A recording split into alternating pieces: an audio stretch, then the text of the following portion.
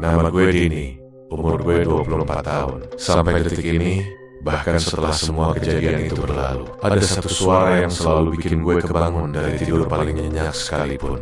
Suara roda besi yang diseret pelan di lantai. Buk, diseret kasar, bukan juga didorong cepat, pelan, teratur, kayak orang yang sengaja pengen kedengeran, tapi juga gak mau ketahuan. Setiap kali suara itu muncul di kepala gue, tengkuk gue langsung dingin, dada gue sesak, dan tangan gue refleks nyari sesuatu buat pegangan.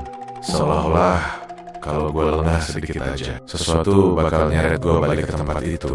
3 hari itu harusnya cuma jadi hari biasa, hari dimana gue sebagai teman nemenin Raka yang lagi dirawat di rumah sakit karena sakit types. Raka itu teman lama gue dari zaman SMA, orangnya santai, suka bercanda dan jarang ngeluh. Makanya waktu dia tiba-tiba jatuh sakit dan harus dirawat, gue ngerasa gak tega ninggalin dia sendirian di rumah sakit. Orang tuanya tinggal di luar kota dan lagi ngurus administrasi asuransi yang ribet. Jadi gue yang inisiatif buat jagain rumah sakitnya rumah sakit lama, bukan rumah sakit swasta yang kinclong, bukan juga yang penuh kaca dan lampu terang. Bangunannya gede, temboknya tebal, catnya putih tapi udah kusam. Beberapa bagian dinding kelihatan menguning, kayak bekas rebesan air yang gak pernah benar-benar kering. Dari luar aja, tempat itu udah kelihatan capek, kayak bangunan yang nyimpen terlalu banyak cerita dan gak pernah dikasih waktu buat istirahat.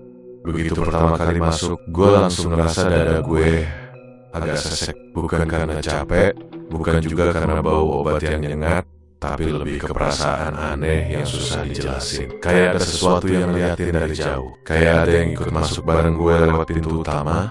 Padahal gue yakin gak ada siapa-siapa di belakang gue. Gue sempet nengok, cuma satpam yang duduk di kursi, matanya setengah terpejam. TV kecil di depannya muter sinetron lama dengan suara pelan. Raka dirawat di bangsal mawar. Waktu pertama kali dengar namanya, gue mikirnya biasa aja.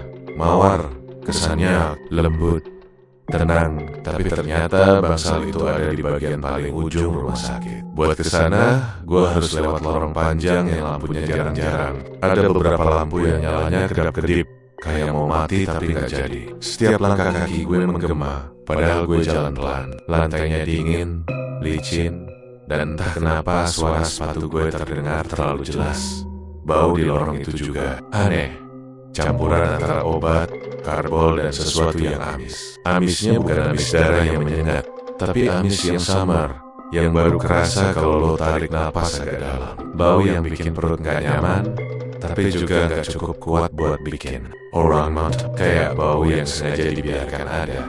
Kamar Raka ada di salah satu pintu terakhir sebelum lorong itu benar-benar mentok. Di ujung lorong ada pintu besi abu-abu dengan tulisan kamar mayat yang catnya udah mulai terkelupas. Waktu pertama kali lihat pintu itu, gue langsung merasa gak enak, tapi gue buang pikiran itu jauh-jauh. Gue datang buat jagain teman, bukan buat mikirin hal-hal aneh. Malam pertama gue di sana, semuanya masih normal. Raka sadar, bisa ngobrol, meskipun kelihatan lemas. Gue duduk di kursi plastik di samping ranjangnya, main HP, kadang ngobrol ngalor ngidul buat ngilangin rasa bosan. Perawat sesekali masuk buat ngecek infus sama tensi. Di luar, lorong sepi, suara yang kedengeran cuma langkah kaki perawat dan sesekali suara pintu dibuka atau ditutup. Malam itu gue sempat tidur sebentar. Gak nyenyak, tapi cukup buat ngilangin capek. Gak ada mimpi aneh, gak ada suara aneh. Gue bangun pagi dengan badan pegal, tapi pikiran masih normal. Gue mikir, mungkin perasaan sesek pas pertama masuk cuma sugesti aja.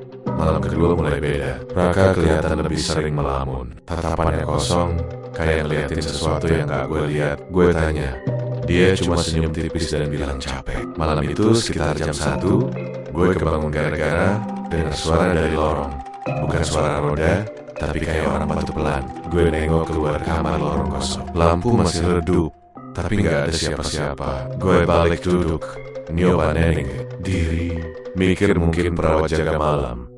Tapi perasaan gak enak itu mulai muncul, kayak ada yang salah, tapi gue belum tahu apa. Dan kemudian datang malam ketiga. Malam ketiga itu sebenarnya dimulai kayak malam-malam sebelumnya. Raka tidur lebih awal, wajahnya pucat, tapi napasnya teratur. Monitor jantung di samping ranjang bunyinya stabil, bikin gue agak tenang. Gue duduk di kursi, sandaran kepala ke dinding, mata setengah merem. Jam di dinding berdetak pelan, jarumnya bergerak lambat. Seolah-olah waktu di bangsal itu gak mau jalan cepat. Sekitar tengah malam, suasana rumah sakit berubah jadi lebih sunyi dari biasanya. Bukan sunyi biasa, tapi sunyi yang tebal. Sunyi yang bikin telinga lo berdenging. Bahkan suara AC yang biasanya samar, malam itu hampir gak kedengeran. Gue sempat mikir, mungkin listrik lagi turun atau mesin AC-nya mati. Gue bangun dari kursi, jalan pelan ke pintu kamar, ngintip ke lorong. Lampu-lampu masih nyala, tapi cahayanya kelihatan lebih redup dari biasanya. Bayangan pintu-pintu kamar memanjang di lantai, kayak garis hitam yang gak rapi. Gue balik ke kursi, tapi jantung gue mulai deg-degan tanpa alasan jelas. Gue cek HP, jam nunjuk hampir jam 2 pagi. Mata gue berat, tapi gue gak berani tidur. Ada rasa was-was yang gak bisa gue jelasin, kayak firasat buruk. Orang Jawa bilang atine ora enak. Hati gue gak tenang, kayak lagi diingetin sesuatu, tapi gue gak paham apa. Gue nyoba ngalihin pikiran dengan buka media sosial, tapi layar HP malah bikin mata gue makin perih. Akhirnya gue taruh HP di pangkuan, ngelirik ke Raka. Dia masih tidur, tapi alisnya agak berkerut, kayak lagi mimpi gak enak. Gue hampir bangun buat ngecek, tapi tiba-tiba suara itu pelan banget, hampir kayak ilusi, kayak suara roda yang nyentuh lantai sebentar lalu berhenti. Gue langsung tegang, tahan napas, pasang telinga. Krek, krek. Suara itu muncul lagi. Kali ini lebih jelas, kayak roda besi kecil yang diputar pelan di lantai keramik. Suara yang khas, suara yang biasanya gue dengar siang hari waktu pasien dipindahin pakai berangkar. Masalahnya, ini tengah malam, dan suaranya datang dari lorong bangsal mawar yang sepi. Gue berdiri perlahan, kursi plastik gue geser dikit, dan suara gesekannya terdengar terlalu keras di telinga gue sendiri. Jantung gue berdegup makin kencang. Ada bagian dari diri gue yang bilang buat tetap di kamar, tapi rasa penasaran gue lebih kuat. Suara roda itu makin dekat, pelan, teratur, kayak orang yang tahu persis kemana dia mau pergi. Setiap bunyi krek itu bikin bulu kuduk gue berdiri. Gue ngerasa dingin, padahal AC nggak nyala kencang. Gue melangkah pelan ke pintu kamar. Tangan gue gemetar waktu memegang gagang pintu. Gue buka dikit, cuma cukup buat ngintip. Lorong itu masih kosong, tapi suara roda itu jelas terdengar. Posisinya kayak tepat di depan kamar gue, tapi mata gue gak lihat apa-apa. Kayak suara itu datang dari ruang kosong. Dari ketiadaan, dada gue makin sesak. Nafas gue pendek-pendek. Dalam hati gue mulai komat kamit doa. Gusti Allah, ojo nganti ana, opo-opo. Lirik gue, jangan sampai ada opo-opa. Dan di saat itu, suara roda itu berhenti. Sunyi. Sunyi yang bikin kepala gue berdengung. Gue berdiri kaku di depan pintu. Nggak berani nutup, tapi juga nggak berani buka lebih lebar. Perasaan gue campur aduk antara takut dan penasaran. Gue ngerasa kayak lagi berdiri di batas sesuatu yang nggak seharusnya gue lewati. Dari dalam kamar, tiba-tiba Raka bergumam pelan. Suaranya serak, hampir nggak kedengeran, dan gue langsung nengok ke dia. Dia masih merem, tapi bibirnya bergerak. Gue melangkah balik ke ranjangnya, ngerasa sedikit lega karena ada suara manusia. Iya, Ra, jawab gue pelan. Dia nggak jawab, napasnya terdengar lebih berat. Monitor jantungnya bunyi lebih cepat dari sebelumnya, meskipun masih dalam batas normal. Gue duduk lagi di kursi, tapi rasa aman itu cuma bertahan beberapa detik. Karena dari luar kamar, suara roda besi itu terdengar lagi, lebih dekat, lebih jelas. Dan entah kenapa, kali ini gue ngerasa suara itu gak cuma lewat, tapi kayak berhenti, kayak lagi nunggu. Malam ketiga itu, tanpa gue sadari, jadi awal dari semua teror yang bakal nempel di hidup gue selamanya. Dan saat itu, gue masih belum tahu, bangsal mawar bukan cuma tempat orang dirawat, tapi juga tempat di mana sesuatu yang gak selesai menunggu. Ditemani siang hari itu, matahari sebenarnya lagi terang-terangnya. Cahaya masuk lewat jendela besar di ujung lorong bangsal mawar. Tapi anehnya, cahaya itu gak pernah benar-benar sampai ke dalam kamar Raka. Seolah-olah ada batas tak kasat mata yang bikin terang matahari berhenti tepat di depan pintu bangsal. Di dalam, suasananya tetap redup, dingin, Dan entah kenapa terasa muram. Gue duduk di kursi plastik sambil ngaduk kopi sachet yang gue beli dari kantin bawah. Rasanya pahit, tapi gue biarin aja. Kepala gue masih penuh sama kejadian-kejadian kecil yang aneh dari malam sebelumnya. Raka lagi tidur siang, nafasnya pelan, dadanya naik turun teratur. Wajahnya pucat, tapi kelihatannya lebih tenang dibanding malam kedua. Monitor jantung di samping, ranjang bunyinya stabil, bikin gue sedikit lega. Gue lagi bengong, ngeliatin cairan infus yang netes pelan. 1, 2, tik. Ritmenya teratur, kayak ngitung waktu yang lagi jalan lambat. Saat itulah pintu kamar dibuka pelan. Seorang perawat masuk. Usianya sekitar akhir 40-an atau awal 50-an. Rambutnya disambul rapi, seragamnya kelihatan rapi, tapi warnanya udah agak pudar. Wajahnya pucat, bukan pucat karena sakit, tapi pucat kayak orang yang kurang tidur bertahun-tahun. Di matanya ada garis-garis lelah yang dalam. Tapi yang paling bikin gue merinding adalah sorot matanya. Bukan tatapan ramah perawat yang biasa gue lihat, tapi tatapan waspada. Kayak orang yang selalu siap kaget. Dia ngecek infus Raka, nyatet sesuatu di clipboard, lalu berdiri sebentar di samping ranjang. Pandangannya nggak ke Raka, tapi ke gue. Tatapannya lama, terlalu lama buat ukuran orang asing, Mas. Katanya akhirnya, suaranya pelan, serak dikit, kayak orang yang jarang minum air. Iya Bu, gue jawab sambil matiin layar HP. Dia nengok ke pintu kamar, memastikan pintunya. Terus dia mendekat dikit ke gue. Suaranya diturunin lagi, hampir kayak bisikan. Mas jaga malam, ya? Iya Bu, saya temennya, jawab gue santai. Dia ngangguk pelan, tangannya sedikit gemetar waktu megang clipboard. Gue baru sadar, jari-jarinya dingin dan uratnya kelihatan jelas. Dia menarik napas dalam-dalam, seolah lagi ngumpulin keberanian buat ngomong sesuatu. Mas, dia berhenti sebentar, matanya melirik ke arah lorong. Kalau nanti malam dengar suara berangkar lewat, jangan dibuka tirainya ya. Giu refleks, kicuat, ketawa sopan, ketawa orang yang anggap itu cuma candaan ringan. Kenapa Bu? Gue bilang, takut ngagetin pasien. Dia gak ikut ketawa, senyumnya gak muncul, bibirnya cuma bergerak sedikit, tapi ekspresinya tetap serius. Matanya malah makin sayu, dan kali ini ada sesuatu di dalamnya. Takut, bukan takut biasa, takut yang dalam, takut yang dipendam lama. Bangsal mawar, katanya pelan, hampir gak kedengeran. Gak selalu nganterin orang hidup. Kalimat itu jatuh begitu aja di antara kami. Ringan, tapi rasanya berat, kayak batu kecil yang dijatuhin ke air tenang, bikin riak yang lama hilangnya.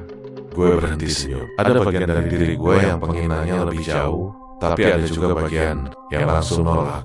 Otak gue otomatis nyari penjelasan logis. Rumah sakit tua, cerita horor, mitos yang diturunin dari generasi ke generasi perawat. Itu wajar kan? Oh, gue cuma jawab pendek. Iya Bu. Dia ngelihat gue lagi lama, seolah-olah pengen bilang sesuatu yang lebih, tapi ditahan. Akhirnya dia cuma mengangguk, ngerapihin clipboard, dan berjalan ke pintu. Pas sebelum keluar, dia berhenti. Tangannya megang gagang pintu, bahunya sedikit turun, kayak orang pasrah.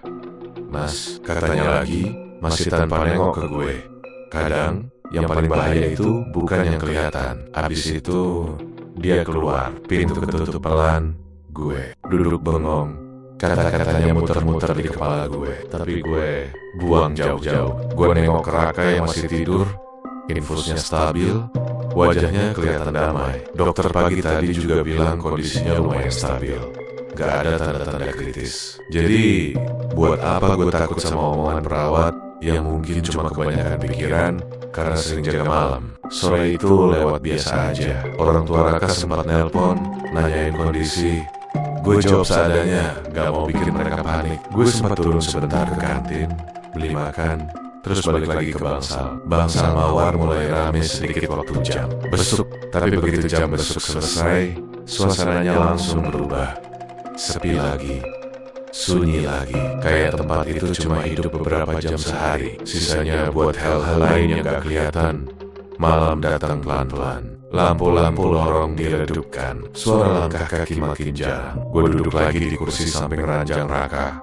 Kali ini gue sengaja gak tidur. Gue gak tahu kenapa, Tapi kata-kata perawat siang tadi terus keinget. Jangan dibuka tirainya. Kalimat sederhana, tapi entah kenapa nempel. Sekitar jam 11 malam, gue sempat berdiri di depan pintu kamar yang jiliatan lorong sunyi. Lampu neon memantulkan cahaya pucat ke lantai keramik. Ujung lorong tempat pintu kamar mayat itu berdiri kelihatan makin gelap dari biasanya. Gue cepat-cepat nutup pintu dan balik duduk. Raka tidur, tapi tidurnya gelisah. Sesekali dia bergumam pelan. Suaranya gak jelas. Gue coba dengerin, tapi gak nangkep apa-apa. Gue cuma bisa duduk sambil megang HP, pura-pura sibuk, padahal jantung gue berdetak lebih cepat dari biasanya. Waktu berjalan lambat, jam dinding berdetak pelan. Setiap detiknya terasa panjang. Gue cek jam di HP jam 1 lewat. Dikit mata gue mulai berat, tapi gue paksa melek. Gue gak mau kecolongan. Gak tahu kenapa, gue ngerasa malam itu beda. Kayak udara di kamar lebih berat, kayak nafas gue harus usaha lebih buat masuk. Sekitar jam 2 kurang, Raka tiba-tiba bergerak. Tangannya mencengkeram spray. Napasnya jadi gak teratur. Monitor jantung bunyi lebih cepat. Rak, gue bangun dari kursi. Rak, lo gak apa-apa? Dia gak jawab. Matanya tetap terpejam, keningnya berkerut. Keringat dingin muncul di pelipisnya. Gue panik sebentar, hampir manggil perawat. Tapi beberapa detik kemudian, napasnya kembali normal. Monitor jantungnya stabil lagi. Gue menghela napas panjang, ngerasa bodoh karena terlalu panik. Gue duduk lagi. Jam di dinding sekarang nunjuk pukul 2:10. Angka-angka putih itu kelihatan jelas di kegelapan. 2.10, 02.11, 02.12. Dan tepat saat jarum menit pindah ke 02,13. Krek, suara itu muncul lagi. Gue langsung tegang. Jantung gue kayak mau loncat. Suara roda besi, pelan, jelas. Kali ini gak samar. Nggak bisa dibilang halusinasi. Krek. Gue teringat kata-kata perawat siang tadi. Kalau dengar suara berangkar lewat, jangan dibuka tirainya. Tangan gue refleks gemetar. Pandangan gue tertuju ke tirai tipis yang nutup sebagian pintu kamar. Tirai itu bergoyang pelan, entah karena angin atau karena sesuatu lewat di luarnya. Krek. Suara itu makin dekat, jelas banget. Sekarang, kayak roda besi yang udah tua, sedikit berkarat, diputar pelan di lantai keramik. Setiap bunyi bikin bulu kuduk gue berdiri. Dalam hati gue mulai doa. Doa seadanya. Doa yang sering gue dengar dari orang tua gue dulu. Gusti, palinan aku selamat. Ojo nganti ana sing ndak kepengin. Tuhan, beri aku keselamatan. Jangan sampai ada yang gak aku inginkan. Tirai itu bergoyang lagi. Lebih kuat, gue bisa aja berdiri, buka tirai, dan lihat apa yang ada di luar. Penasaran gue gede, tapi rasa takut gue jauh lebih gede. Kata-kata perawat itu kayak terngiang-ngiang di kepala gue. Larangan yang kedengarannya sepele tapi sekarang. Rasanya kayak peringatan terakhir. Krek, suara roda itu berhenti, tepat di depan kamar. Gue nahan napas, dada gue sesak. Gue bisa dengar detak jantung gue sendiri. Gue duduk kaku, mata gue gak lepas dari tirai. Ada bayangan samar di balik kait tipis itu. Bukan bayangan jelas, cuma gelap yang lebih gelap dari sekitarnya. Detik berjalan lambat, gak ada suara, gak ada gerakan. Dan di saat itulah, gue nyadar satu hal yang bikin darah gue serasa berhenti mengalir. Bau amis itu makin kuat. Bukan cuma samar kayak biasanya, tapi jelas kayak bau besi bercampur cairan hangat. Bau yang bikin perut gue mual. Bau yang bikin gue yakin di balik tirai itu ada sesuatu yang seharusnya gak gue lihat. Gue pejamkan mata sebentar. Dalam hati gue bilang ke diri sendiri, jangan buka, jangan baca, dengerin larangannya. Tapi manusia itu makhluk penasaran. Dan malam itu tepat jam 2:13, larangan yang gue anggap cuma mitos rumah sakit perlahan-lahan berubah jadi kenyataan yang gak pernah gue bayangin sebelumnya. Gue duduk di kursi plastik yang dinginnya mulai nembus celana. Lampu kamar sengaja diredupkan, cuma nyisain cahaya kuning pucat yang jatuh di wajah Raka. Wajahnya kelihatan tenang, tapi entah kenapa justru itu yang bikin gue gak tenang. Ada ketenangan yang aneh.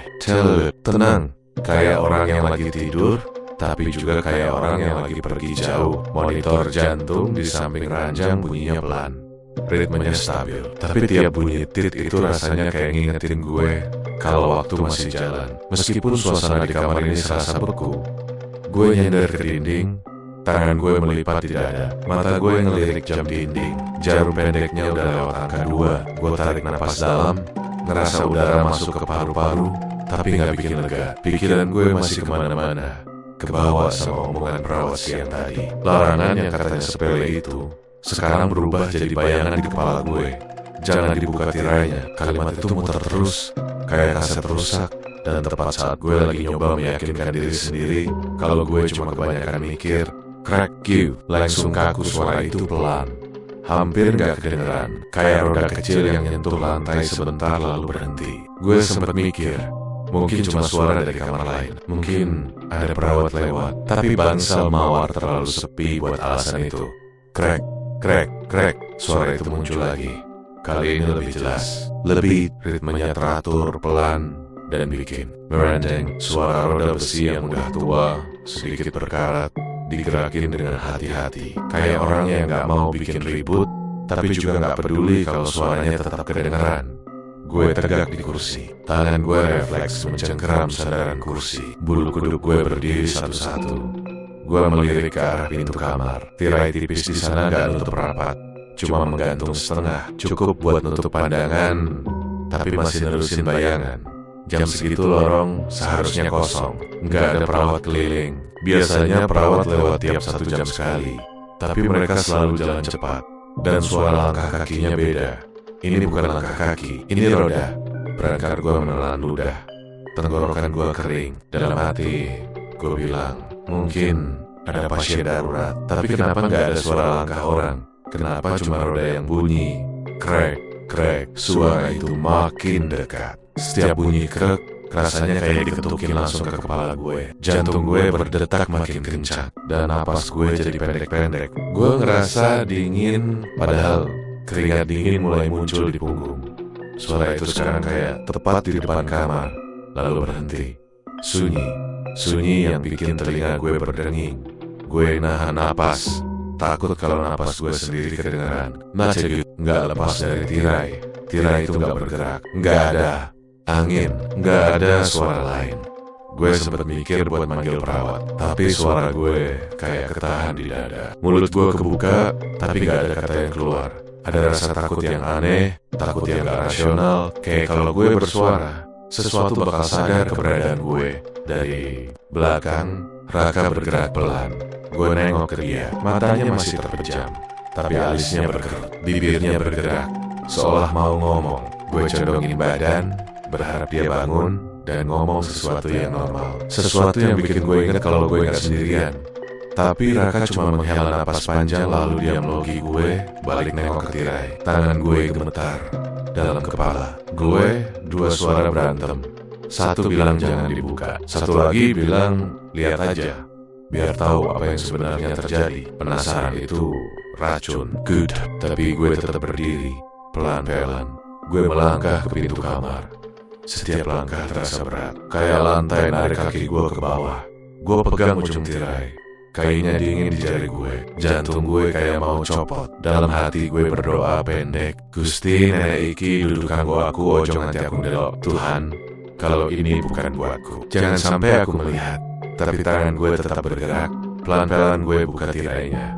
Lorong itu kosong, tapi di depan kamar gue, tepat beberapa langkah dari pintu, ada sebuah berangkar rumah sakit. Besinya kusam, cat putihnya terkelupas di beberapa bagian. Roda-rodanya kecil dan kelihatan kotor. Kasurnya tipis, warnanya putih kusam, tapi bagian tengahnya ada bercak darah. Bercak itu gak sedikit, gak cuma titik-titik kecil, tapi besar, gak beraturan. Warnanya merah tua bercampur coklat, dan yang bikin gue hampir muntah, di tempat darah itu kelihatan masih basah, mengkilap kena pantulan lampu lorong. Gue membeku.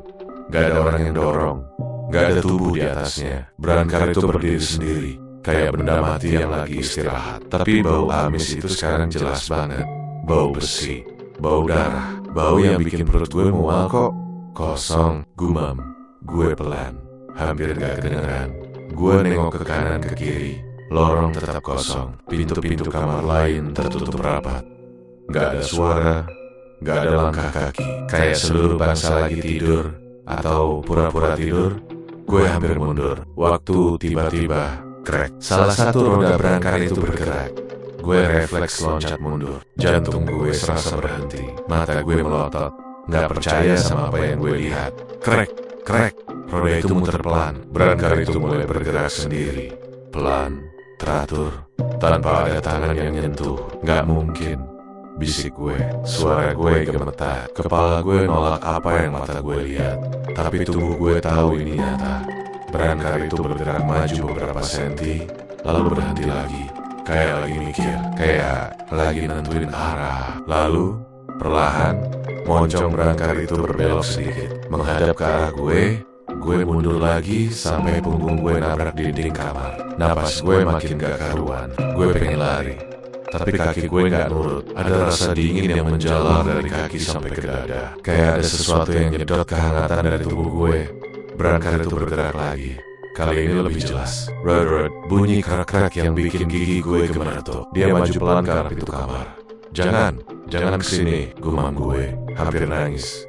Dalam hati gue teriak, pengen bangun dari mimpi ini. Tapi bau darah itu makin kuat, makin dekat. Berangkar itu berhenti tepat di depan pintu kamar. Jarak cuma beberapa senti dari kaki gue. Gue bisa lihat detail bercak darah itu sekarang. Ada garis-garis tipis, kayak bekas sesuatu yang diseret. Ada tetesan kecil yang hampir menetes ke lantai. Tapi anehnya, lantai di bawahnya bersih. Gak ada darah yang jatuh. Seolah-olah darah itu cuma ada di kasur berangkar, gak mau turun ke lantai. Gue ngerasa kepala gue ringan, kayak mau pingsan, tapi mata gue gak bisa lepas dari berangkar itu. Dalam benak gue muncul bayangan-bayangan yang gak gue undang. Bayangan tubuh dibaringkan di situ. Bayangan orang yang ditutup kain putih. Bayangan tangan dingin yang udah gak bergerak. Tiba-tiba dari bawah berangkar terdengar suara. Bukan suara roda, bukan suara mesin. Suara napas, pelan, berat, kayak orang yang lagi nahan sakit. Gue menjerit pelan. Siapa itu? Napas itu berhenti. Sunyi lagi. Gue ngerasa lutut gue lemas. Gue hampir jatuh ke lantai. Dalam hati gue nyebut nama Raka.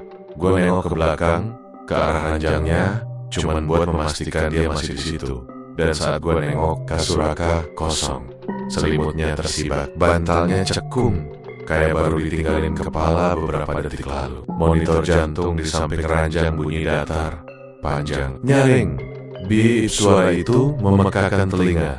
Gue teriak histeris. Gue lari ke kasur, panik, pikiran gue kacau. Raka, jangan bercanda. Tapi kamar itu kosong. Gue balik nengok ke arah pintu.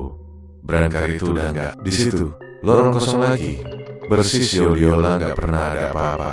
Cuma bau amis itu masih tertinggal. Dan di lantai kamar, tepat di depan pintu, ada satu tetes darah kecil.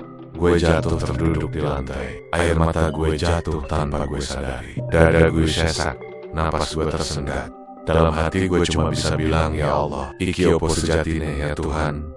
Ini sebenarnya apa? Dan saat itu gue sadar, apapun yang barusan lewat di lorong bangsal, mawar, bukan sekadar berangkar kosong. Itu sesuatu yang lagi nyari. Dan entah kenapa, gue ngerasa yang dicari itu bukan cuma Raka, tapi gue juga. Berangkar itu berhenti tepat di depan pintu kamar. Gak masuk, gak juga pergi. Diam di situ, pas di ambang batas antara lorong dan kamar. Seolah-olah lagi mikir, apakah dia boleh masuk atau enggak. Jaraknya cuma beberapa senti dari kaki gue. Gue bisa lihat roda depannya. Ada karat tipis di sela-sela besi. Dan noda darah di kasurnya masih kelihatan basah. Mengkilap kena cahaya lampu lorong yang pucat. Udara di kamar mendadak jadi berat, dingin. Bukan dingin AC, tapi dingin yang bikin tulang ngilu. Gue ngerasa kaki gue kayak bukan milik gue sendiri. Gak bisa digerakin, gak bisa lari. Cuma berdiri kaku sambil nahan napas. Takut kalau napas gue sendiri bakal jadi pemicu sesuatu yang lebih buruk. Dan di saat itulah suara itu terdengar. Bukan dari lorong, bukan dari belakang gue, tapi dari bawah berangkar. Itu pelan, serak, kayak orang yang lagi kesakitan atau orang yang lagi nahan tangis. Suku katanya kepisah, ditarik panjang, seolah-olah tiap huruf butuh tenaga besar buat keluar. Tubuh gue langsung kaku total, kaki gue dingin, sampai rasa kayak berdiri di atas es. Tengkuk gue panas, bulu kuduk berdiri semua, mulut gue kebuka, tapi gak ada suara yang keluar. Gue pengen teriak, pengen manggil perawat, pengen bangunin siapa aja, tapi suara gue kayak dikunci di dalam dada. Nih, kali ini lebih jelas, lebih dekat. Kayak yang manggil itu tahu gue lagi berdiri tepat di depannya. Gue nunduk pelan, bukan karena berani, tapi karena leher gue seakan-akan dipaksa buat nurut. Mata gue ngarah ke kolong berangkar. Gelap, pekat, tapi di kegelapan itu, gue ngerasa ada sesuatu, bukan bentuk yang jelas, lebih ke perasaan. Kalau ada yang lagi nunduk juga, sejajar sama mata gue, cuma terhalang bayangan. Nih, temenin aku. Kalimat itu bikin dada gue serasa diremas. Suaranya suara Raka. Nggak mungkin. Gue langsung nolak. Raka ada di belakang gue. Raka lagi tidur di ranjang. Gue baru aja lihat dia. Gue baru aja dengar napasnya. Refleks gue nengok ke belakang. Raka masih di kasur. Tubuhnya terbaring. Selimut nutup sampai dada. Matanya terpejam. Tapi monitor jantung di samping ranjangnya mulai bunyi cepat. Ritmenya naik. Garis di layar naik turun lebih liar dari sebelumnya. Rak, suara gue keluar pelan, gemetar. Rock, lo danger gear. Rak, gak jawab, tapi bibirnya bergerak sedikit. Dan dari arah berangkar, suara itu muncul lagi. Nih, aku adham, aku dingin. Kalimat sederhana itu menghantam gue lebih keras dari teriakan. Karena Raka sering ngomong gitu waktu demam. Persis, intonasinya sama. Nada suaranya sama, bahkan cara dia narik napas di antara kotek-katanya juga sama. Rak, stop bercanda, bisik gue. Meskipun gue sendiri tahu ini bukan bercanda. Bikin gue takut. Monitor jantung bunyi makin cepat. Beatnya makin sering. Tanganku gemetar, pengen nyentuh bahu Raka, pengen ngerasain kalau dia beneran ada. Tapi kaki gue masih terkunci di tempat. Nih, kali ini suaranya beda. Lebih pelan, lebih dalam, kayak datang dari tempat yang jauh. Dan entah kenapa, di nada itu ada rasa sedih yang dalam. Rasa ditinggal, rasa sendirian. Gue ngerasa mata gue panas, air mata ngumpul tanpa gue minta. Dalam hati gue kacau, logika gue runtuh satu-satu. Semua yang gue anggap masuk akal gak ada yang bisa jelasin ini, Rak. Suara gue pecah. Lo di mana, Rak? Tiba-tiba monitor jantung itu bunyi panjang. Bip suara nyaring itu bikin gue refleks loncat. Gue langsung nengok ke kasur, kosong. Selimutnya terlipat berantakan. Bantalnya miring, masih cekung. Seolah-olah baru aja ditinggalin beberapa detik lalu. Infusnya masih tergantung, jarumnya masih nancep di selang. Tapi tubuh Raka, gak ada Raka. Kid, suara gue akhirnya keluar, tapi nadanya panik, hampir histeris. Raka, jangan bercanda. Gue lari ke kasur, nyibakin selimut, ngecek bawah ranjang. Gak ada siapa-siapa. Jantung gue berdegup liar, napas gue nggus-nggusan, otak gue kosong, cuma diisi ketakutan murni. Dan di belakang gue, crack. Gue pelan-pelan nengok, berangkar itu masih di sana. Dan sekarang, di bawahnya ada sesuatu yang bergerak. Bukan bayangan lagi. Ada tangan, kulitnya pucat kebiruan, jarinya kurus, kuku-kukunya agak hitam. Tangan itu mencengkeram salah satu tiang berangkar, seolah-olah lagi nyoba berdiri atau keluar dari bawahnya. Nih, suara itu muncul lagi. Kali ini lebih dekat, lebih nyata. Aku ready. Aku takut. Temenin aku. Gue mundur. Punggung gue nabrak sisi ranjang. Kaki gue hampir gak kuat nahan badan gue sendiri. Air mata gue jatuh tanpa bisa ditahan. Dalam hati gue teriak, minta tolong ke siapa aja yang mau denger. Jaya, Nyushin Karane, Jaya. Jangan seperti ini. Tangan itu bergerak lagi. Pelan-pelan, sosok itu mulai kelihatan. Kepala muncul sedikit dari bawah berangkar. Rambutnya basah, nempel di dahi. Wajahnya, wajah Raka. Tapi bukan Raka yang gue kenal. Matanya terbuka, tapi kosong. Putihnya keruh, pupilnya nyaris nggak kelihatan. Bibirnya pucat kebiruan. Di lehernya ada bekas merah keunguan, kayak bekas tekanan. Dadanya nggak naik turun, tapi mulutnya bergerak. Nih, kau ninggal aku. Kenapa kamu ninggalin aku? Q, terisak. Gue nggak ninggalin lo, Rak. Gue di sini. Sosok itu senyum tipis. Senyum yang salah, senyum yang terlalu kaku, terlalu dipaksakan. Dari sudut bibirnya, cairan gelap menetes pelan. Darah. Wiswayahe, katanya lirih. Sudah waktunya. Tiba-tiba, Brankar itu bergerak maju satu langkah. Roda-rodanya bunyi nyaring, bikin kepala gue serasa mau pecah. Sosok Raka itu mulai naik ke atas Brankar. Gerakannya patah-patah, kayak boneka yang ditarik benangnya. Gue ngerasa dunia gue runtuh. Raka yang di kasur menghilang. Raka yang manggil gue muncul dari bawah Brankar. Mana yang nyata? Atau dua-duanya bukan? Gue terjatuh ke lantai. Lutut gue sakit, tapi gue gak peduli. Gue merangkak mundur. Air mata bercampur ingus. Napas gue terputus-putus. Rak, aku Edi. Aku takut. Sosok itu berhenti bergerak. Kepalanya miring. Angelia Chen, cute. Tatapannya kosong. Tapi entah kenapa penuh tuntutan. Kayak anak kecil yang ditinggal sendirian di tempat gelap. Temenin aku, katanya. Sekali lagi, kali ini suaranya datar. Bukan, tapi Perina. Lampu kamar berkedip sekali, dua kali. Dan dalam satu kedipan mata, Brankar itu mundur sendiri, pelan-pelan, sambil membawa sosok Raka di atasnya. Roda-rodanya bunyi krek, krek, krek, menjauh ke lorong. Pintu kamar menutup sendiri. Gue sendirian. Kamar itu sunyi, terlalu sunyi. Monitor jantung mati. Lampu berhenti, berkedip. Bau amis masih tertinggal, nempel di udara. Gue terduduk di lantai. Tubuh gue gemetar hebat. Pikiran gue kosong. Hati gue rasanya koyak. Gue baru sadar satu hal yang bikin napas gue makin sesak.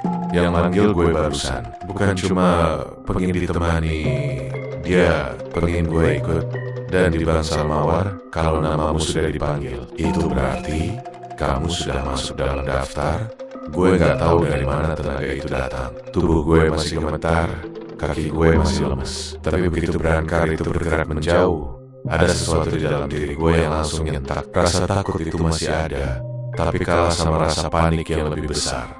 Raka, nama itu muter terus di cap lagi. Gue gak mikir panjang, gue gak mikir logis. Begitu pintu kamar menutup sendiri dan suara roda itu makin jauh, gue langsung lari ke lorong.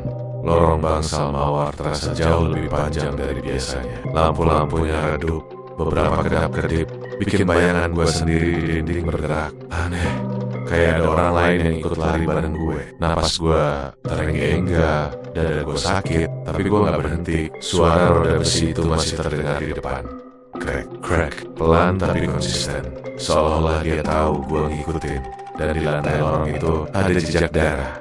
Awalnya cuma beberapa tetes kecil, merah tua, tersebar gak beraturan. Tapi makin jauh ke depan, tetesan itu jadi garis tipis kayak sesuatu yang diseret pelan di atas lantai keramik. Darahnya gak menggenang, cuma membasahi permukaan lantai, tapi warnanya kontras banget sama putih kusam keramik. Bau amisnya makin tajam, bikin perut gue mual, tapi mata gue gak bisa berpaling. Raka! Gue teriak, suara gue pecah dan mantul di dinding lorong. Jawab gue, gak ada jawaban, cuma suara roda itu, makin jauh, tapi tetap terdengar. Lorong itu kosong, semua pintu kamar pasien tertutup rapat. Gak ada satupun yang terbuka, gak ada perawat, gak ada satpam. Seolah-olah seluruh rumah sakit tiba-tiba ditinggal pergi. Gue lari sambil ngikutin jejak darah itu, dan yang bikin gue merinding, kaki gue kayak jalan sendiri. Ada bagian dari diri gue yang pengen berhenti, pengen balik, pengen pura-pura semua ini gak pernah terjadi. Tapi kaki gue terus maju. Setiap langkah terasa berat, tapi juga gak bisa dihentikan. Kayak ada yang narik dari depan. Jejak darah itu terus memanjang, tapi warnanya mulai berubah. Dari merah tua, jadi lebih pucat. Dari garis jelas, jadi cuma noda sama. Semakin dekat ke ujung lorong, darah itu makin tipis, kayak lagi diserap lantai. Bau amisnya juga mulai bercampur sama bau karbol yang menyengat. Dan di kejauhan, gue bisa lihat pintu itu. Pintu kamar mayat, pintu besi abu-abu yang catnya terkelupas. Tulisan kamar mayat masih jelas, meskipun hurufnya udah pudar. Lampu di atas pintu itu nyala redup, berkedip pelan, bikin suasananya makin gak nyata. Dada gue langsung sesak begitu lihat pintu itu. Ada rasa takut yang dalam, rasa takut yang bukan cuma soal kematian, tapi soal kebenaran yang mungkin gue temuin di balik pintu itu. Jejak darah itu mengarah lurus ke sana, Setiap langkah gue makin pelan, nafas gue pendek-pendek, kepala gue pusing, gue pengen muntah, tapi gak ada yang keluar. Keringat dingin ngalir di punggung gue. Dalam hati gue berdoa pendek, Gusti, nenek iki ujian, paringana, aku kuat, Tuhan. Kalau ini ujian, beri aku kekuatan. Dan tepat beberapa langkah sebelum pintu kamar mayat, jejak darah itu hilang, bukan mengering, bukan terputus, tapi benar-benar hilang. Lantai di depan pintu itu bersih, mengkilap, seolah-olah gak pernah ada darah yang lewat. Beberapa senti sebelumnya, noda darah masih jelas kelihatan. Gue berhenti, kaki gue gemetar. Gue nengok ke lantai, bolak-balik, nyari tanda apapun, tapi gak ada. Bersih. Terlalu bersih, kayak ada yang sengaja membersihkannya. Di depan gue, berangkar itu berhenti. Kasurnya masih basah darah. Noda merah tua itu jelas banget. Bahkan ada yang hampir menetes dari pinggir kasur. Tapi lantainya bersih, nggak ada satu tetes pun darah di bawahnya. Kontras itu bikin kepala gue nyut-nyutan. Logika gue benar-benar runtuh. Ini gak masuk akal. Gumam gue pelan. Suara gue serak, hampir gak kedengeran. Berangkar itu diam beberapa detik, sunyi. Bahkan suara roda pun berhenti. Lorong bangsal mawar sekarang benar-benar senyap. Terlalu senyap. Gue bisa dengar detak jantung gue sendiri di telinga. Dan tiba-tiba, krek. Berangkar itu bergerak sedikit, maju setengah roda, lalu berhenti tepat di depan pintu kamar mayat. Pintu besi itu berderit pelan. Gue nahan napas. Mata gue melotot. Tangan gue gemetar. Pintu itu kebuka sendiri, pelan, sangat pelan. Kayak ada tangan tak terlihat yang sengaja ngebuka, ngasih waktu buat siapapun yang ngeliat, supaya siap secara mental. Engselnya bunyi lirih, panjang, bikin bulu kuduk gue berdiri. Dari dalam, keluar udara dingin. Bukan dingin biasa, dingin yang lembab, bercampur bau formalin, bau karbol, dan sesuatu yang lebih berat, bau kematian. Bau yang langsung nempel di hidung dan gak mau pergi. Gue berdiri kaku di ambang pintu. Ada bagian dari diri gue yang teriak buat kabur, tapi ada juga bagian yang lebih kuat, yang pengen tahu, yang pengen jawaban. Raka ada di sini atau enggak? Dengan langkah ragu, gue masuk. Lampu di dalam kamar mayat itu terang, tapi cahayanya putih, pucat, dingin. Ruangannya besar, temboknya putih, lantainya keramik abu-abu. Di dalam ada beberapa ranjang stainless steel berjejer rapi. Beberapa ditutup kain putih, beberapa kosong, dan tepat di tengah ruangan ada satu ranjang yang berbeda. Di kaki ranjang itu tergantung label kecil, plastik bening dengan tulisan hitam. Nama itu langsung nusuk mata gue. Raka.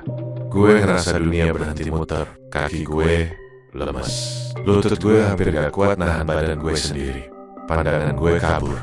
Nama itu, nama temen gue, nama yang seharusnya masih hidup, nama yang seharusnya ada di bangsal, di kasur pasien, bukan di sini. Salah, bisik gue. Ini pasti salah. Gue melangkah mendekat. Setiap langkah terasa berat. Nafas gue bergetar. Tangan gue dingin. Label itu bergoyang sedikit. Entah karena angin dari AC atau karena tangan gue yang gemetar waktu hampir menyentuhnya. Raka, umur 24 tahun, bangsal, mawar. Tanggal masuk dan tanggal meninggal. Tanggal meninggalnya 2 hari yang lalu. Kepala gue langsung berdenyut hebat. 2 hari lalu, itu berarti malam pertama gue jaga, malam dimana gue masih ngobrol sama Raka, malam dimana gue yakin dia masih hidup. Enggak mungkin. Gue geleng-geleng kepala. Air mata gue jatuh tanpa bisa gue tahan. Gue sama dia, gue ngobrol sama dia. Gue ngerasa mual, perut gue melilit, pandangan gue berkunang-kunang. Gue pegangan ke sisi ranjang supaya gak jatuh. Baja dingin itu bikin telapak tangan gue makin gemetar. Dan saat itu, gue sadar sesuatu yang bikin napas gue hampir berhenti. Ranjang itu kosong, tutup, gak ada kain putih yang nutupin apapun. Cuma noda darah kering di bagian tengah ranjang. Pelongnya sama, persis sama bercak darah di kasur berangkar Raka. Suara gue keluar pelan, putus asa. Lo dimana? Di belakang gue. Tiba-tiba pintu kamar mayat menutup sendiri. Brok gue loncat kaget. Jantung gue rasanya mau copot. Giu. Muter badan cepat-cepat. Pintu itu tertutup rapat, pegangan pintunya nggak bergerak. Ruangan itu sekarang tertutup rapat. Gue sendirian di dalam. Lampu di atas berkedip, sekali, dua kali. Dan di antara kedipan itu, gue ngerasa ada yang berdiri di belakang gue. Napas gue tercekat, tenggorokan gue kering. Gue gak berani nengok, tubuh gue kaku. Keringat dingin, ngalir, deras, pelan-pelan. Suara itu muncul lagi. Bukan suara roda, bukan suara langkah kaki. Suara napas, berat, dekat, tepat di belakang leher gue. Nih, gue menutup mata erat-erat. Air mata gue jatuh dalam hati. Gue cuma bisa berdoa, Allah, aku nyuwun. Aja nanti aku dijupuk saiki. Ya Tuhan, aku mohon, jangan sampai aku diambil sekarang. Tapi jauh di dalam hati gue sudah tahu satu hal yang mengerikan. Jejak darah itu bukan hilang. Dia cuma berhenti di tempat yang seharusnya. Dan nama Raka yang tertera di ranjang itu bukan penanda kematian. Itu tanda giliran. Gue gak ingat persis kapan kaki gue akhirnya gak sanggup menopang tubuh gue sendiri. Yang gue ingat cuma satu momen singkat. Dunia terasa berputar. Suara napas berat di belakang gue makin dekat. Dan kepala gue dipenuhi rasa dingin yang menjalar. Sampai ke tulang. Lutut gue langsung ambruk. Dan tubuh gue jatuh, terduduk di lantai kamar mayat yang dingin. Baja dari ranjang itu masih gue pegang. Tapi tangan gue gemetar hebat. Sampai jari-jari gue rasanya mati rasa. Pandangan gue kabur. Nama Raka yang tertulis di label itu masih nempel kuat di kepala gue. Seolah-olah huruf-hurufnya dicap langsung ke dalam otak gue. Napas gue terenggah, dada gue sesak, dan setiap tarikan napas rasanya gak pernah cukup. Gue pengen teriak, tapi suara gue pecah di tenggorokan. Yang keluar cuma isak pendek, gak beraturan, dan di tengah kepanikan itu, pintu kamar mayat tiba-tiba kebuka dengan kasar. Mas, suara itu keras, panik, nyata. Bukan suara bisikan, bukan suara dari bawah berangkar. Suara manusia, lampu, ruangan menyala stabil. Bau formalin masih ada, tapi dingin yang tadi menusuk tulang perlahan memudar. Beberapa perawat masuk tergesa-gesa, wajah mereka pucat. Salah satu perawat perempuan langsung jongkok di depan gue, megang bahu gue yang gemetar. Mas, dengar saya. Mas, kenapa? Suaranya bergetar, tapi jelas berusaha tenang. Di belakangnya, seorang dokter masuk sambil ngelirik ke sekeliling ruangan. Matanya langsung tertuju ke ranjang yang berlabel nama Raka. Alisnya berkerut dalam. Ada ekspresi yang gak bisa disembunyikan di wajahnya. Bukan kaget biasa, tapi sesuatu yang lebih berat. Panggil satpam, kata dokter itu pelan tapi tegas, dan bawa mas ini ke ruang observasi. Gue cuma bisa menggeleng lemah. Raka, suara gue serak. Raka di mana? Perawat itu menatap gue lama. Matanya berkaca-kaca. Tangannya yang megang bahu gue mengencang sedikit, seolah-olah dia lagi nyiapin diri buat ngomong sesuatu yang berat. Mas, turn up dulu ya, katanya pelan. Tenang dulu. Tenang, kata itu terdengar asing di telinga gue. Bagaimana gue bisa tenang setelah semua yang gue lihat? Setelah suara itu manggil nama gue, setelah gue lihat sendiri nama Raka di kamar mayat, cute, berdiri. Kaki gue lemes, hampir gak kuat. Dua perawat menopang gue dari kanan dan kiri. Dokter jalan di depan, Wahania Koku. Waktu gue dibawa keluar dari kamar mayat, gue sempat nengok ke dalam sekali lagi. Ranjang berlabel Raka masih di situ, diam, sunyi, gak ada apa-apa di atasnya. Tapi entah kenapa, gue ngerasa ruangan itu masih penuh. Lorong bangsal mawar sekarang, rame. Beberapa perawat berdiri berkelompok, bisik-bisik pelan. Ada yang ngelirik ke arah gue, ada yang buru-buru buang pandangan. Tatapan mereka aneh, bukan tatapan ke orang sakit biasa, lebih ke tatapan iba bercampur takut. Gue dibawa ke sebuah ruangan kecil dekat nurse station. Gue didudukin di kursi. Seorang perawat ngasih gue air putih, tapi tangan gue terlalu gemetar buat megang gelas itu. Airnya tumpah sedikit ke lantai. Mas Denny ya? Tanya dokter itu sambil duduk di depan gue. Gue ngangguk lemah. Dokter itu menghela napas panjang. Tangannya disatukan di atas meja. Dia kelihatan ragu, kayak lagi milih kata-kata yang paling gak melukai. Meskipun dia tahu apapun yang dia ucapkan bakal tetap nyakitin. Mas Denny, katanya pelan, kami perlu jelasin sesuatu. Tapi mohon, Mas siap ya? Jantung gue berdegup kencang. Ada rasa takut yang luar biasa, tapi juga rasa pasrah. Seolah-olah di dalam hati gue udah tahu jawabannya. Cuma belum berani nerima. Raka, gue nyoba bicara, tapi suara gue hampir gak keluar. Raka teman saya. Dia barusan, dokter itu mengangkat tangan pelan, minta gue berhenti. Matanya menatap gue lurus. Jujur, berat. Raka sudah meninggal 2 hari yang lalu, Mas. Kalimat itu jatuh pelan, tapi rasanya kayak palu godam yang menghantam dada gue. Tidak, gue langsung menggeleng keras.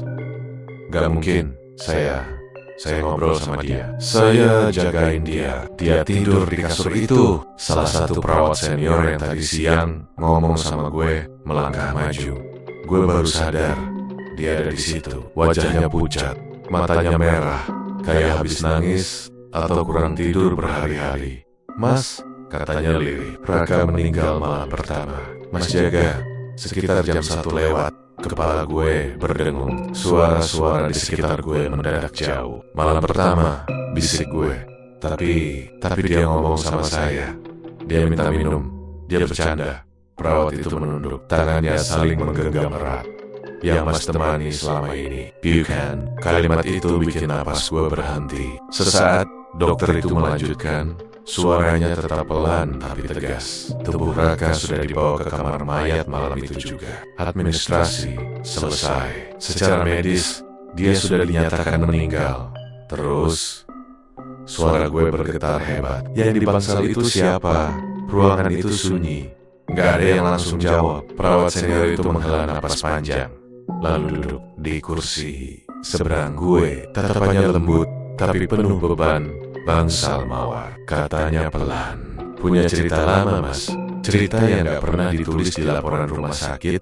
Gue ngerasa tenggorokan gue kering, tapi gue maksa diri buat dengerin kalau ada pasien meninggal. Lanjutnya, dan keluarganya belum benar-benar ikhlas. Arwahnya kadang gak langsung pergi. Dokter itu kelihatan gak nyaman, tapi dia gak membantah. Arwah itu bingung. Kata perawat itu lagi, masih ngerasa hidup, masih ngerasa sakit, masih ngerasa sendirian. Kata-katanya bikin dada gue sesak. Bayangan Raka yang bilang kedinginan, yang minta ditemani, muncul lagi di kepala gue. Bangsal Mawar, katanya pelan, punya kebiasaan aneh. Kalau arwah pasien belum sadar kalau dia sudah meninggal, berangkar tanpa penuntun itu akan muncul. Gue merinding. Berangkar itu bukan buat nakutin. Lanjutnya, bukan buat nyambut nyawa orang, tapi buat jemput. Jemput siapa? Suara gue hampir gak kedengeran. Orang yang paling dekat sama pasien itu. Jawabnya tanpa ragu. Orang yang terakhir nemenin, yang masih diingat, yang paling dipercaya. Kata-kata itu pelan, tapi tepat sasaran. Kayak pisau. Orang itu, katanya lagi, matanya menatap gue dalam. Akan dipinjam. Dipinjam, gue berbisik. Buat nemenin arwah itu, jawabnya. Sampai dia sadar, sampai dia bisa menerima kenyataan kalau dia sudah mati. Kepala gue pusing. Semua kejadian itu tiba-tiba tersusun rapi di kepala gue. Suara roda berangkar kosong, darah, suara Raka manggil gue. Permintaannya buat ditemani, jadi suara gue bergetar. Raka, ngerasa sendirian? Perawat itu mengangguk pelan. Iya, Mas. Arwah itu sering muncul dalam wujud terakhir yang dia ingat. Dalam kondisi yang dia rasakan terakhir kali. Air mata gue jatuh. Gak bisa gue tahan lagi. Takut. Gumam gue. Dia bilang dia takut. Perawat itu ikut berkaca-kaca. Makanya dia manggil Mas. Gue nunduk. Tangan gue nutup wajah. Dada gue sakit banget. Rasa bersalah itu datang bertubi-tubi. Gue ngerasa gagal jadi temen. Gue ngerasa ninggalin dia. Padahal gue pikir gue udah nemenin. Mas Denny, kata dokter itu pelan. Kejadian tadi. Artinya satu hal. Gue ngangkat kepala pelan. Mata gue basah. Arwah Raka sudah hampir sadar. Lanjutnya. Dan Mas sudah cukup lama menemaninya. Perawat senior itu menambahkan dengan suara hampir berbisik. Biasanya, setelah itu, berangkar akan mengantar arwah itu pergi. Terus suara gue gemetar. Gue kenapa? Perawat itu terdiam sebentar. Lalu dia berkata jujur, tanpa ditutup-tutupi. Orang yang dipinjam biasanya akan trauma berat. Ada yang sakit lama, ada yang gak pernah mau masuk rumah sakit lagi. Tapi Mas masih hidup. Kalimat terakhir itu seharusnya melegakan. Tapi entah kenapa, justru bikin gue makin takut. "Mas selamat," katanya lagi. Karena Mas gak ikut naik berangkar itu, gue teringat suara Raka. "Temenin aku." Tatapannya yang minta, tangannya yang muncul dari bawah berangkar. "Kalau gue ikut," bisik gue. Perawat itu menggeleng pelan. Kami gak tahu apa yang terjadi pada orang yang ikut. Ruangan itu sunyi lagi. Hanya suara napas gue yang berat. Dalam hati gue cuma bisa bilang, lirih, penuh rasa bersalah. "Ngapura aku, Raka, maafin aku." Dan di saat itu, gue sadar satu hal yang bikin tubuh gue dingin lagi. Selama 3 malam itu, gue bukan cuma jagain temen gue, udah hidup berdampingan dengan orang yang sebenarnya sudah mati. Gue keluar dari rumah sakit itu keesokan paginya dengan langkah yang gak sepenuhnya sadar. Matahari pagi sudah naik, sinarnya terang, tapi entah kenapa rasanya dingin di kulit gue. Kayak cahaya itu cuma formalitas, cuma penanda waktu, bukan kehangatan. Orang-orang berlalu lalang di depan rumah sakit, ada yang buru-buru kerja, ada yang ngobrol santai, ada yang ketawa. Dunia berjalan normal, seolah-olah semalam gak ada apa-apa. Seolah-olah hidup dan mati gak bersentuhan di tempat itu. Gue berdiri sebentar di depan pintu utama, narik napas dalam-dalam. Bau rumah sakit masih nempel di hidung gue. Bau karbol, obat, dan sesuatu yang gak bisa gue jelasin. Bau itu nempel di baju gue, di rambut gue, di kulit gue. Bahkan waktu angin pagi menerpa, bau itu gak hilang. Kayak udah jadi bagian dari gue. Waktu gue ngaca di kaca mobil yang terparkir, gue kaget sendiri. Rambut gue gak semuanya hitam lagi. Di pelipis kanan ada beberapa helai yang berubah putih. Bukan uban halus, tapi putih jelas. Kontras. Megangnya pelan, jari gue gemetar. "Iki tenan tah, gumam." Gue lirih. Ini beneran, bukan halusinasi. Dalam semalam, ada bagian dari diri gue yang ditinggal sesuatu, dan diganti sama rasa takut yang menetap. Tangan gue juga aneh. Walaupun udah gue cuci berkali-kali, bau karbol itu masih ada. Dan di balik bau itu, kadang-kadang gue masih kecium bau besi dan amis, bau darah. Padahal gak ada darah di tangan gue. Kulitnya bersih, tapi hidung gue gak bisa dibohongi. Setiap kali gue angkat tangan ke hidung, dada gue langsung sesak. Gue pulang ke apartemen dengan kondisi setengah sadar. Di jalan, suara klakson, mesin motor, dan obrolan orang-orang terdengar kayak gema jauh. Gue nyetir pelan, terlalu pelan, sampai beberapa kali hampir dimaki pengendara lain. Tapi gue gak peduli. Kepala gue penuh sama wajah Raka, penuh sama asap, penuh sama lorong panjang bangsal mawar. Begitu sampai apartemen gue naik lift, pintu lift nutup pelan, dan di dalam cuma ada gue sendirian. Lampunya putih terang, seharusnya aman. Tapi pas lift mulai naik, tiba-tiba jantung gue berdetak kencang. Krek, suara itu pelan, hampir gak kedengeran. Krek, gue langsung kaku. Mata gue nyapu lantai lift, sepi, bersih, gak ada apa-apa. Tapi suara itu jelas, suara roda besi yang pelan, teratur, kayak lagi diseret. Enggak, bisik gue sambil merem. Gue megang dinding lift, kuku gue nancap, napas gue pendek-pendek. Pas lift berhenti di lantai gue, suara itu ikut berhenti. Pintu lift kebuka, lorong apartemen sepi, lampu menyala stabil. Tapi bulu kuduk gue berdiri semua. Gue jalan cepat ke kamar, buka pintu, masuk, dan langsung kunci dari dalam. Baru setelah itu gue jatuh terduduk di lantai, punggung gue nyender ke pintu. Sejak hari itu, hidup gue berubah. Gak bisa tidur normal. Setiap kali jam mendekati 02,0, badan gue otomatis tegang. Mata gue berat, tapi gue takut nutup mata. Jam di dinding kayak musuh. Detiknya bunyi pelan, tapi tiap bunyi itu kayak ngingetin gue waktunya hampir sampai. Dan bener aja, jam 02,13 selalu di jam itu. Kadang gue lagi tiduran di kasur, lampu mati, tiba-tiba suara itu muncul dari luar kamar. Pelan, teratur, crack, kayak ada sesuatu yang lagi lewat di lorong apartemen gue. Roda besi yang digeser pelan supaya nggak kedengeran orang lain. Kadang suara itu datang dari parkiran bawah. Gue lagi di balkon, ngerokok, terus suara itu naik dari bawah, gema, panjang. Dan setiap kali suara itu muncul, dada gue langsung sesak, nafas gue pendek, tangan gue dingin. Yang paling parah, waktu suara itu berhenti tepat di depan pintu kamar gue, nggak ada ketukan, nggak ada suara orang, cuma diam. Dan dalam diam itu, gue ngerasa ada sesuatu yang nunggu. Mimpi gue juga nggak pernah sama lagi. Begitu gue akhirnya ketiduran karena capek, mimpi itu datang. Selalu mimpi yang sama. Gue duduk di kursi samping ranjang rumah sakit, bangsal mawar, lampu redup, bau karbol.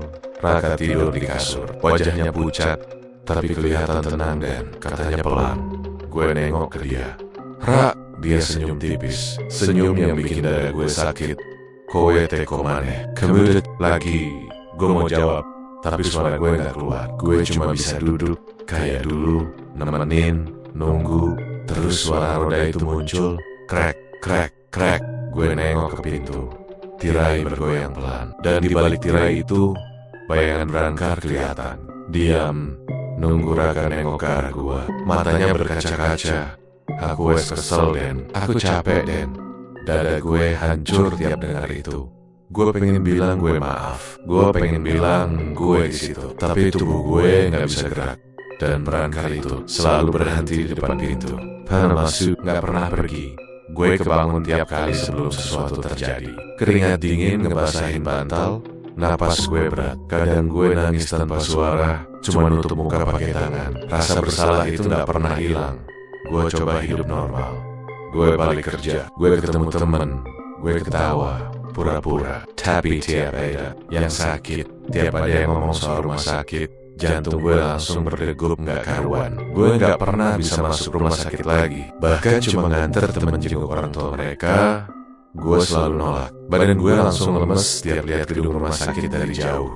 Suatu malam, beberapa minggu setelah kejadian itu, suara roda itu datang lagi, tapi kali ini beda. Gue lagi duduk di ruang tamu, lampu nyala, jam di dinding nunjuk 02,13. Gue udah siap mental, tapi tetap aja jantung gue berdetak kencang. Krek, krek. Suara itu datang dari dalam kamar gue sendiri. Gue berdiri pelan, langkah gue gemetar. Pintu kamar terbuka sedikit. Dari celah pintu, gue lihat bayangan sesuatu. Brancar itu ada di dalam kamar gue. Kasurnya kosong, bersih. Tapi gue bis dinginnya, beratnya, kayak ada yang duduk di situ. Walaupun mata gue gak lihat apa-apa, gue pengen lari. Tapi kaki gue gak nurut. Dan dari bawah Brancar itu, suara pelan muncul. Lembut, gak menakutkan. Justru sedih dan air mata gue langsung jatuh. Rak, suara gue pecah. Gak ada jawaban lagi. Brancar itu mulai bergerak pelan menuju pintu kamar gue. Dan di detik itu, gue sadar satu hal. Brancar itu bukan lagi nunggu Raka. Dia nunggu gue. Sejak malam itu, gue tidur dengan lampu menyala. Pintu kamar selalu gue kunci. Tapi suara itu tetap datang. Kadang pelan, kadang cuma gema samar di kepala gue. Gue hidup dengan satu ketakutan yang gak bisa gue ceritain ke siapapun. Karena siapa yang bakal percaya? Kadang, di tengah malam, gue cuma bisa berbisik pelan ke udara. Aku isi, yorep, aku isi, nangkene. Raka, aku masih hidup. Aku masih di sini. Tapi setiap jam 2:13, suara roda besi itu selalu jawab gue. Dan gue tahu, selama rasa bersalah ini belum selesai, Brancar dari bangsal mawar itu gak akan pernah berhenti mencari gue.